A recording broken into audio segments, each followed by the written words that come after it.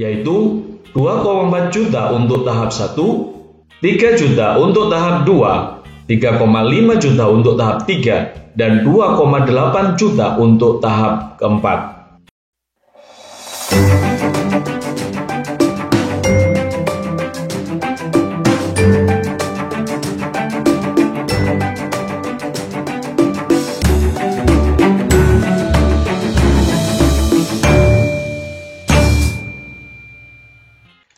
Halo warga, Assalamualaikum. Warga desa, Ibu Menteri Ketenagakerjaan, Ibu Ida Fauzia mengatakan, untuk bantuan subsidi gaji tahap 4, pihaknya telah menerima 2,8 juta data calon penerima dari BPJS Ketenagakerjaan pada hari Rabu tanggal 16 September yang lalu. Sebelum kita lanjut, bagi warga yang baru tahu channel ini silakan klik subscribe dan tekan loncengnya juga, biar warga senantiasa mendapatkan informasi video terbaru dari channel ini. Data dari BPJS Ketenagakerjaan tersebut selanjutnya dilakukan penyesuaian data kembali untuk dilihat kelengkapannya sesuai kriteria Permenaker nomor 14 tahun 2020. Untuk penyaluran tahap keempat, kita lakukan secepatnya apabila proses checklist yang membutuhkan waktu paling lama 4 hari kerja. Jadi, jika minggu kemarin data diserahkan ke kami pada hari Rabu, maka proses checklist maksimal selesai hari Selasa, kata Bu Ida Fauzia melalui keterangan tertulisnya.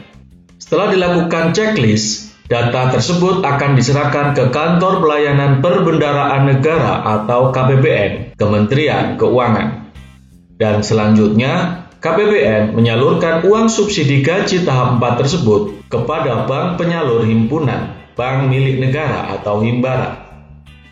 Kemudian, Bank Himbara akan menyalurkan uang subsidi gaji ke rekening penerima secara langsung, baik itu rekening sesama Bank Himbara maupun rekening bank swasta lainnya.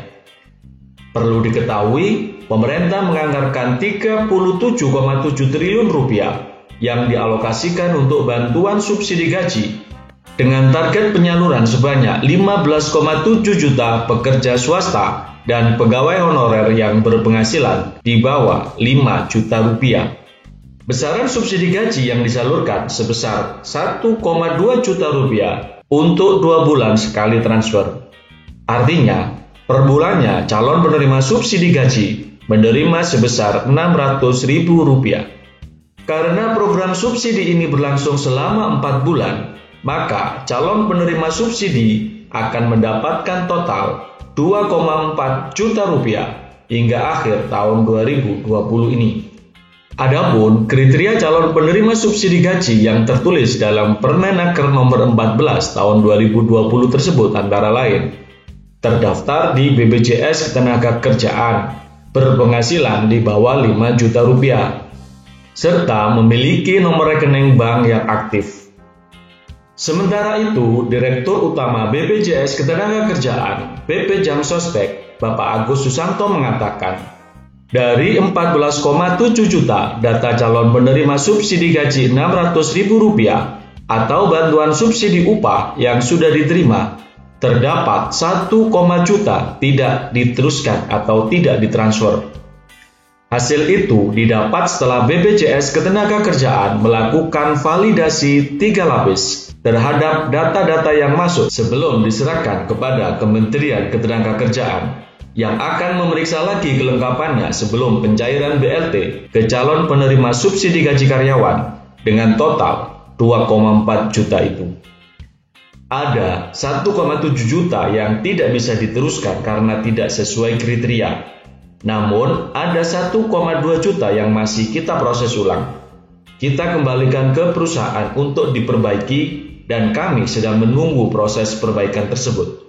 Total 1,7 juta data yang tidak bisa diteruskan itu dianggap tidak valid karena tidak sesuai dengan beberapa kriteria bagi penerima bantuan Rp600.000 yang ditetapkan Kemenaker.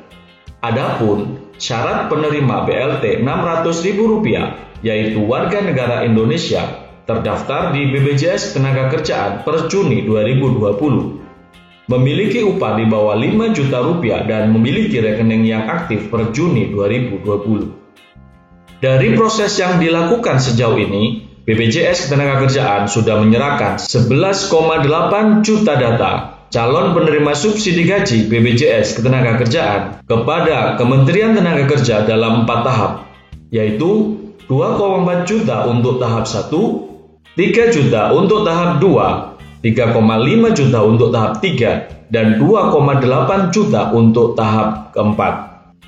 Terima kasih wargaku sudah menonton hingga selesai. Semoga informasi yang tadi disajikan bisa bermanfaat buat warga semua. Dan silakan tuliskan komentar di bagian bawah ini, manakala warga hingga tahap 4 ini masih belum ada pencairan ke rekening warga. Dan jika bermanfaat, jangan lupa warga untuk klik like and share. Salam Desa Maju.